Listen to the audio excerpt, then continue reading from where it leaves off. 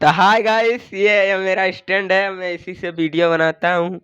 और आप सबको अगर लेना है स्टैंड तो ये स्टैंड ले लीजिए।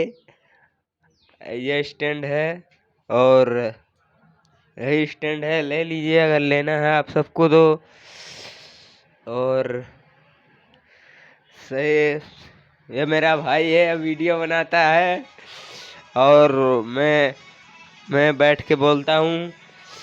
और ये माइक है, माइक देख लीजिए, माइक, ये माइक है और इसी से वीडियो बनाता हूँ। और वीडियो 250 350 से शुरू होता है।